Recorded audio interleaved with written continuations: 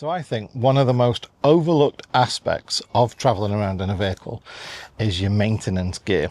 And I've made a couple of videos on this topic in the past, just showing you the things I carry around. But I've never really gone in to explain so much about the situations you might get yourself in and, you know, the places that you might go to get yourself into situations that you really need to carry. Not specialist gear, but not off the shelf kind of stuff. So in this video, I'm going to show you what I carry around and why, and just explain a little bit more about each aspect of it. You know, it could actually be quite a simple thing like a tire repair kit where you just put plugs in holes in tires. So you pull out a nail, you put a plug in, and then inflate your tire again using one of these portable little inflators. And then you don't need to go and find a tyre garage for a new tyre or a puncture repair. That kind of thing, including maybe as well, just carrying around a litre of oil. I've noticed having a few of these vans now, more specifically the Fiat engines, if you go up a lot of mountains, it does drink the oil. So carrying a little bit of extra oil is never a bad thing. But it can be extended to little things as well. If you spend a lot of time on a campsite, or if your vehicle spends a lot of time in storage, then having one of these little boost starters is another good thing as well. Even comes with a little light on it and USB sockets so you can charge phones and things like that. But yeah, these are really good, and also allows you to be useful in terms of being able to help somebody else who's got a flat battery. Even if you just left their lights on overnight and didn't realise it, come to start the car the next day and they've got a flat battery, something like that can help. Another little thing that can help, and I know this from experience as well, is a code reader. This is just a generic code reader, nothing special about it. I think I covered these a couple of, well, probably about 3 months ago now, because I used to have a very expensive code reader that was Bluetooth, and it was rubbish, the Carly one. So I bought one of these that can reset the average kind of, you know, emergency code that it comes up with. You can get more expensive ones, of course, but I found value in this was the fact that I can read codes, which allows me to investigate further about what's going on and reset them too, to see is it a one-off or have I fixed it, that kind of stuff. Whereas the more expensive ones allows you to do a lot more diagnostics, including things like oil and service resets, but I'm not too fussed about that. If I'm out on the road, something goes wrong, I just want to know what it is so I can maybe look into how I can fix it and get back on the road again. And another thing that a lot of people probably overlook as well is just a fuel can. You're running out of fuel. It happens, especially if you've got a diesel heater and whoever fitted the tap into the main tank didn't quite lengthen the tube to correctly give you at least a minimum of like a quarter of a tank or something like that to start your engine, and it sucked the tank dry. At least you can go and get some fuel. Or again, if somebody else breaks down, you can go and get some fuel and then bring it back to them. I've got my own rescue vehicle, and it isn't Mandy, although that would probably be choice one. But yeah, I just jump on my bike and then put this on the back of my bike, go get some fuel, come back, fill it up, and we're off and going again. And it's quite good that my bike's got a range of around about 50 to 80 miles if I pedal as well as, you know, sort of using the electric assist. So yeah, just a little thing like this. You can even get these in bags. They're called fuel bags or liquid bags. Some are like one-off use, and some are like this, you can use them over and over again. But this was about £6, and the fuel bags were about, oh, I think I've seen them about £125. So yeah, I'd opt for one of these. And then there's always a toolkit. Just a average toolkit with some sockets, spanners, pliers, screwdrivers, that kind of stuff, just to see if it can help you out with whatever's going on, just to tighten something up or fasten it down, whatever. These are what I would say essential. It goes without saying that a high-vis jacket are a requirement in some countries, but I think also for a bit of like safety for yourself, you should have one. Mine's a dual purpose one because most of the time that's what I want to tell people: stay away from me, I'm flying a drone. But they're really good if you break down too. Speaking of breakdown, Again, some countries will require a breakdown kit. So in here, you've got tyre inflation gel, first aid kits, warning triangles, more first aid stuff, GB stickers. You can tell how long I've had this because that's now totally not needed because you have UK stickers, and even alcohol swabs and things like that as well. So yeah, some of these are pretty good. Like I said, easy way to fix your tyre, some ways to stay more visible, and some sort of compliance factors as well, in terms of stickers and like I say, to breathalyze yourself to make sure that you're not over that country's limit. And then there's another one as well that's come in quite recently, which is about beacons, magnetic beacons if you like, but flashing beacons. And yeah, that's what these are. And they basically just stick to the van. They're magnetic. You can either chuck them on the floor, put them on top of your van, stick them on the side of your van, just to make it more visible. And they're rechargeable as well. So yeah, pretty cool. And they come in a pack of 3. So you get 3 little beacons with it in a little bag.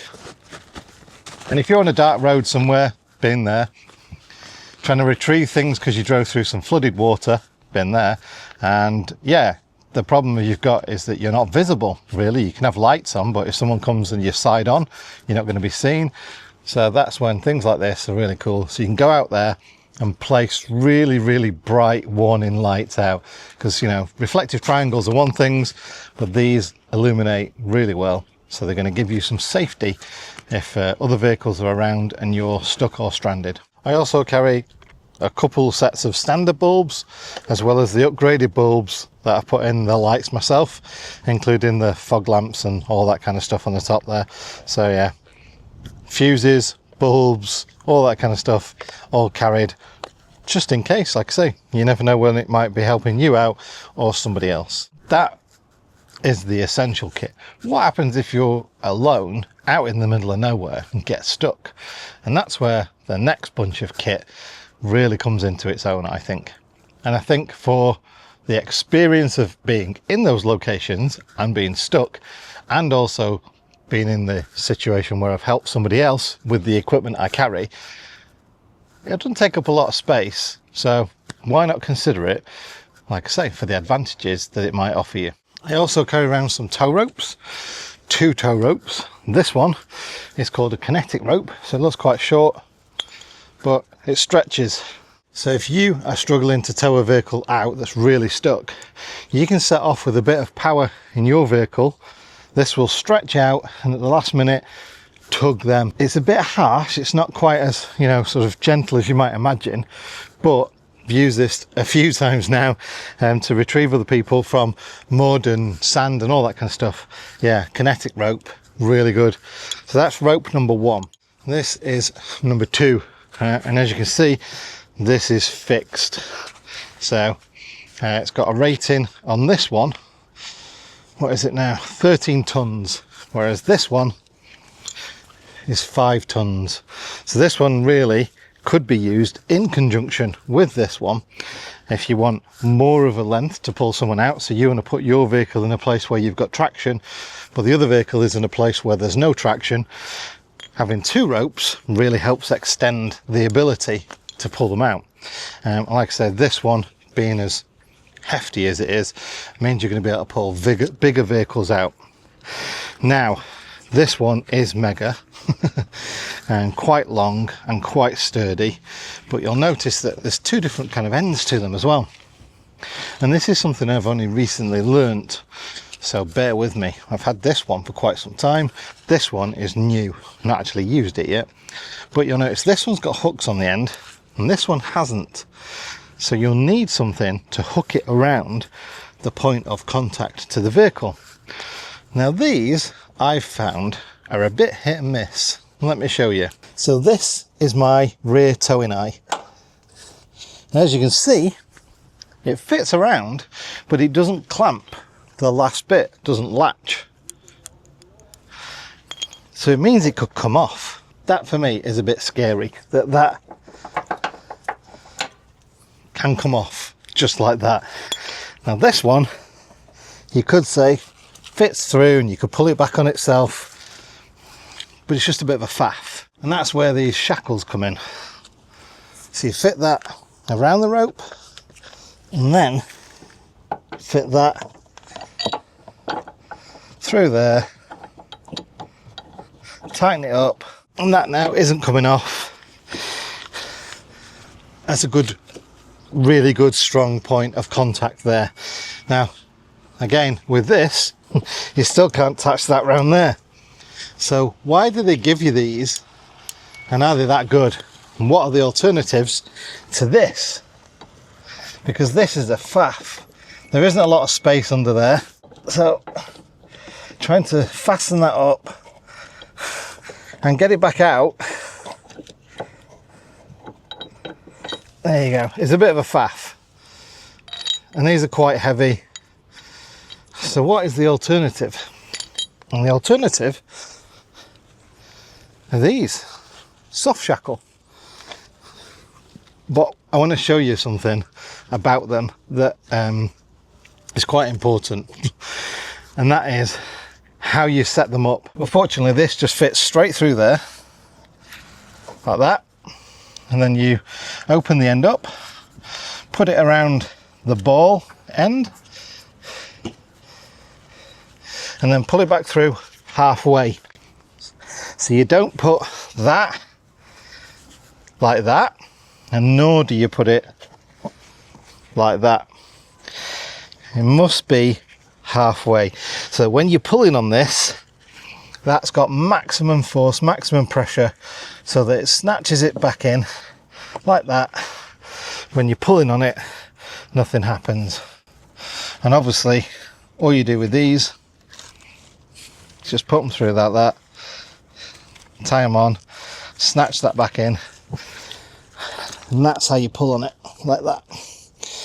And the beauty about this is, if anything happens to that and you didn't tie it tightly enough, it's not going to come pinging off.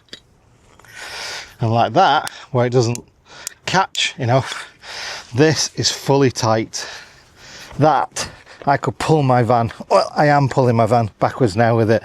It's that tight and that good. Now obviously these are easier to open,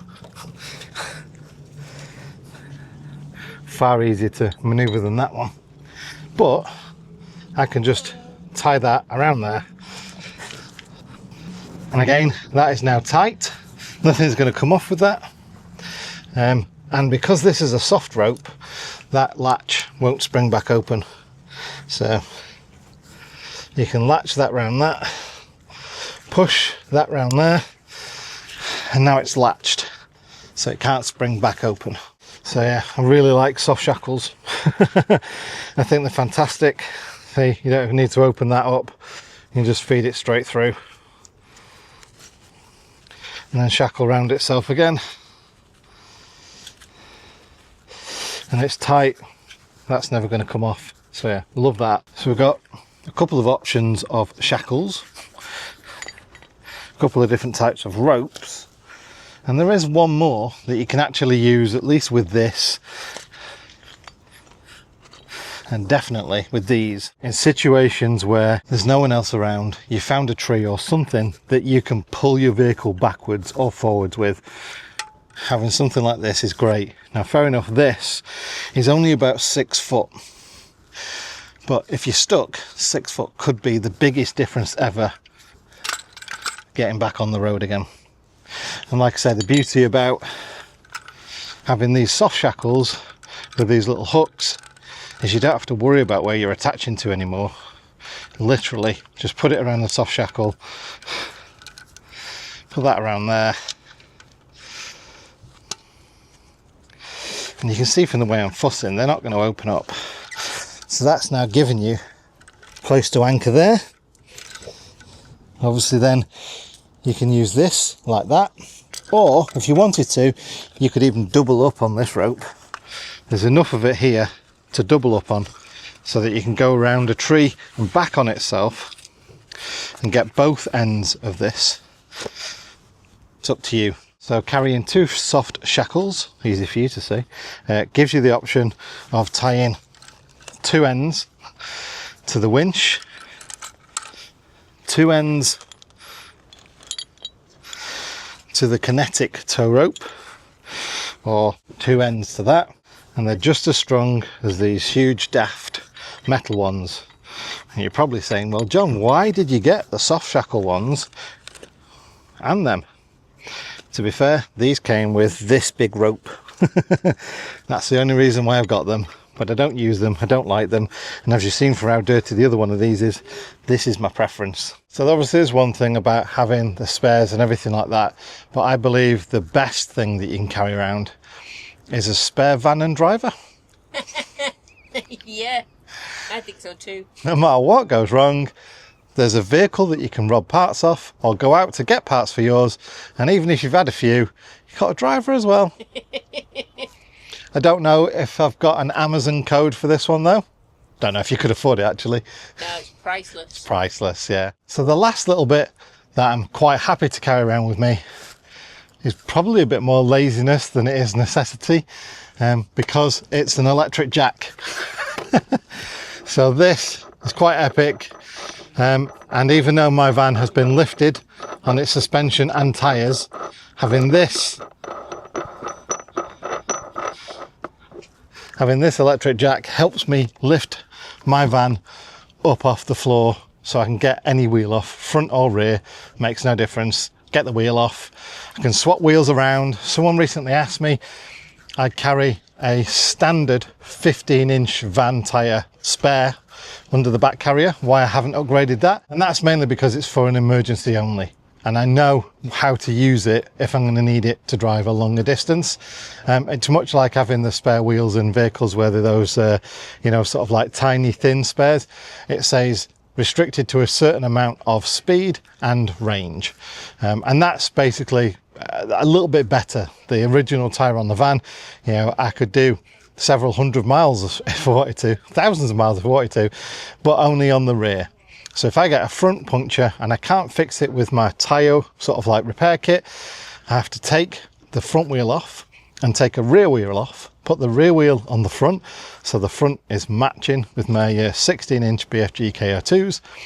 Then I can put the puncture underneath the back and take the spare and put it on whichever one is now needed on the back. So that gives me the ability to still drive the vehicle. It's front wheel drive, so that's important. If you've got a rear wheel drive vehicle, then it's important that both wheels are the same exactly on the back. If it's four wheel drive, then you're buggered. Put it back in two wheel drive and choose your front or rear wheels that are going to be mismatched. You'll need to look at your vehicle if it is specialist four wheel drive or permanent all wheel drive, if you can actually even do that. I just know that on mine, the rear axle is what's called a dead axle. It's basically just a beam with two wheels on the end. There's no smart monitoring or anything like that in there. So yeah, I can swap them over that way and that's fine. So all this allows me to do is jack up the van without getting the jack up and winding it round. And it's a bit more stable. So yeah, you might call it sort of an electric bottle jack, but it's a bit more stable. It's got a bigger footprint on it than the scissor jack. So yeah, it is what it is, but I like it because it comes with an impact gun as well to take the wheel nuts off and put them back on. But yeah, basically with a little cable, just plugs into a 12-volt socket, and then you plug whichever one you want in, and yeah, happy days. So yeah, that's not emergency kit, but it's nice to have as well. And the beauty about this with a block of wood underneath or something like that is you can even use it in the mud and wherever you are. And like I say, it's really stable. So I've used it on soft surfaces and hard surfaces, and I rock the van afterwards and it's dead stable. So no issues with that. But yeah, it's just something else that's nice to have. All right, so that's it. That's my maintenance must-have carries, some luxury items, and then some items to, well, get you out of the shit if you get stuck in it and you're on your own. Or, in my case, has happened more than once, if you're with people or if you see someone that's got themselves stuck in the shit and you can go help them out. Because, you know, that's what we do, isn't it? That's what it's all about. So, if you've got any questions, then ask in the comments section down below. And if your question is, John, have you got any links where do I buy these things? They are all in the video description, just as the text has been coming up at the bottom of the screen that says product links are in the video description. That's what that means. If you ever wonder what that means, it means everything's in the sort of like text box underneath this video now. And then you can basically have a look at everything I've got where to go buy it. And yeah, get yourself as equipped as I am. And if you've got any cool stuff you're thinking, for now, John, you should have this, let me know down below as well, because I'm sure that sometimes we're all going around there trying to help people out and get unstuck and fix things, and then we all buy something that helps us out, and we should all tell each other that we've got these things so that everyone else can get, because, you know, gadgets and stuff in it. You all need everything, don't we? Right, thanks for watching, folks. See you later. Bye.